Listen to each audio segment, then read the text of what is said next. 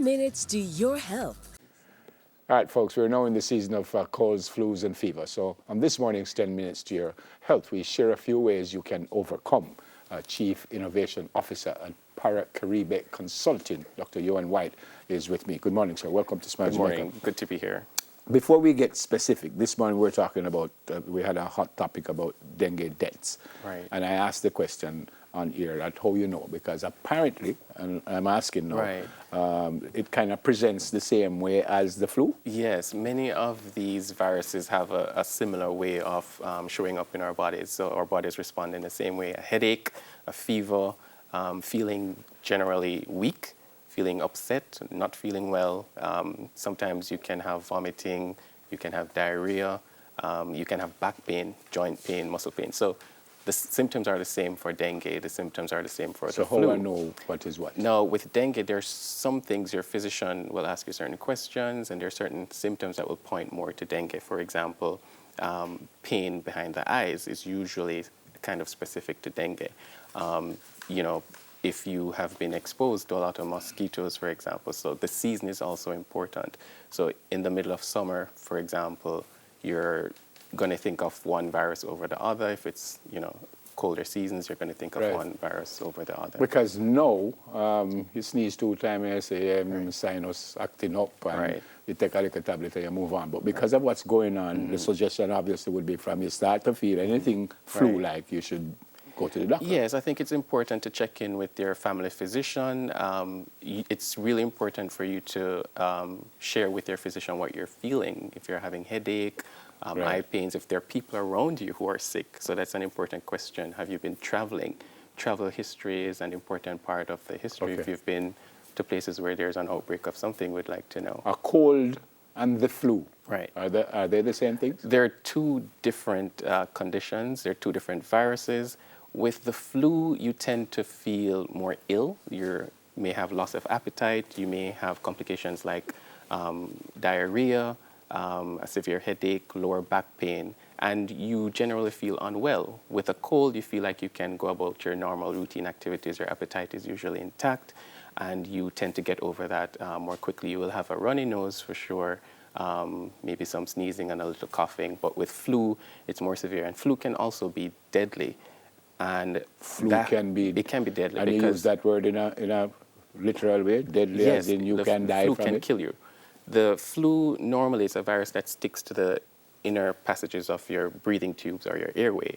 And if it stays there, you get ill and you kind of recover. But it can get into the spongy tissue of your lungs and cause it to become filled with pus. You're pouring out water into your own lungs. It can also get into the brain. It can get into the gastrointestinal system. So persons who are more at risk for those complications are persons with dysfunction in their immune system or some abnormality. So pregnancy is a risk factor for that because your immune system changes when you're pregnant. The elderly, persons with chronic medical conditions like heart failure, diabetes, hypertension, those persons with asthma, sickle cell disease. So if you have a chronic medical condition, you're more prone to the complications from flu. Again, going back to the discussion Delia and I had this morning, and Delia suggested that there are certain things that you would take for the flu that you shouldn't take for dengue. Right. So now we're talking about cold, flu, dengue, and it seems again that it presents almost the same way. So there's some overlap, yes. So how I know what to take for what and when? Again, checking in with your physician so that we can get a thorough history. We need to know where you've been, who around you is ill. We need to know the symptoms because with more information, we can try to figure out which one is more likely. With the flu, there is treatment for flu for persons who have very severe flu symptoms or have a predisposing condition that could lead to complications. But it's something that we use in hospitals called Tamiflu. We use it it has to be used within the first 48 hours of symptoms onset, but it's not easy to come by and we don't want it to be abused because the flu can get resistance to it.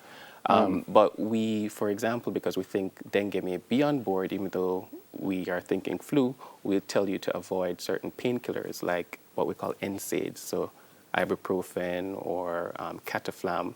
because the possibility is still there because of So the you season we're don't in. take You that. don't take those. For what? You don't take dengue? those if you're having flu-like or Okay. dengue-like symptoms because they look alike. So paracetamol is good for fever, it's good for pain, and it will work for both flu and it will work for dengue. But Yeah. things like cataflam, NSAIDs, ibuprofen, Yeah. Excedrin, those things we would tend to want to avoid those because the possibility still exists that it could be dengue, even though we're saying it's So flu. what would the ibuprofen do? Lily actually mentioned Right. ibuprofen this morning. But Right. if I have dengue and I take ibuprofen, Those things increase the risk of bleeding, and in children that can be, in bleeding anyone that can be from deadly. bleeding where? It Internal affects, bleeding? yes, internal bleeding into the brain. It drops your blood count. It can affect how your blood sticks together or clots. I hear the phrase flu vaccine. Right.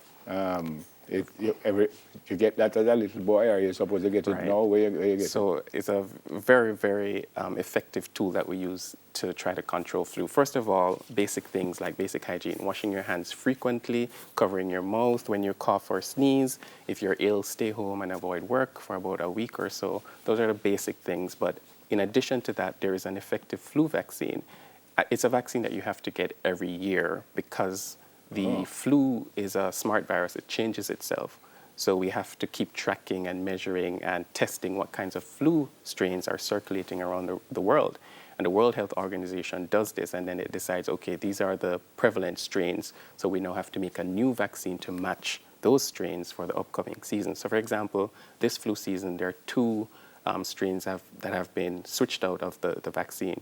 So even though there's some cross-protection from, say, last year's flu vaccine compared to somebody who's never had the flu vaccine, this year is a better match for what's going to happen this flu season. So that's the reason for updating the vaccine every year. But Dr. White, I don't ever remember getting a vaccine for flu. Certainly not as an adult. Right, so people are becoming more informed now, and we are getting more information about how dangerous flu can be, because flu can be a pandemic of pandemic proportions, which means that there are fatalities across the globe. Yeah. And we have to be monitoring that because that happens about every 100 years or so. And we have to keep a close look at that because the virus changes. So the vaccine stops me from getting it, or if I do get the vaccine and I get it, then I should be okay? Both. So the flu vaccine works by preventing the flu. So if 10 people get the flu vaccine, about 5 of them will still get the flu, can still get the flu. Hold on, Dr. Yes, White, so it's not 100%. Yeah, but why may I take this big injection and then next week I get it? Half a bread better than no loaf, right? Is that what I'm saying in Jamaica? So there's some protection, but even if you do get the flu vaccine and you happen to get the flu after that, the symptoms are far less severe. You're less likely to be hospitalized. And those who are hospitalized, the risk of dying from the flu is decreased by about 80-odd to 90%, especially in children. So the risk of admission to intensive care unit, the risk of death from the flu is far less if the person has been vaccinated compared to somebody who's never had the flu vaccine. One of the reasons we had that discussion because of the headlines about the Children's Hospital. Right, and I think they said overall, not at the Children's Hospital, but I think they said overall we've had 44 deaths from dengue. You know of people dying from just having the flu? Yes, people have died from the flu, and pregnant women are at particular risk of dying from the flu. Asthmatics as well are at particular risk. So if you have an underlying chronic medical condition, that increases your risk of actually dying from the flu. So people do actually die from the flu. So from what I'm getting from this interview now is that you need to go get the flu vaccine. Yes, and it's accessible.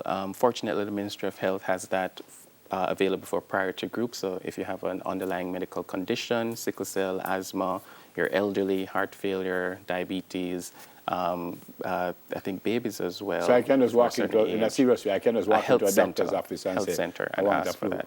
For doctors' offices, the groups that are not prioritized may have a little delay in getting it in the public health system. So they may have to pay for that in the private sector. But in the public health sector, those prioritized groups, pregnant women, would not have to pay for Here's for a strange question. The only way to get vaccinated is an injection? No, actually, that's a very good question. Thank you. However, for the flu vaccine, there is an intranasal form that can be applied. but it's not widely available here. It's a little bit limited, and in previous years we found that it's not been as effective as the injectable one, even though it does protect you. But maybe that's something that will become more popular in the future, because we know Jamaicans are really scared of needles, I think. Yeah, well, this Jamaican very scared of needles. Not even like soap. I'm a feet out, stick me somewhere. Good to see you.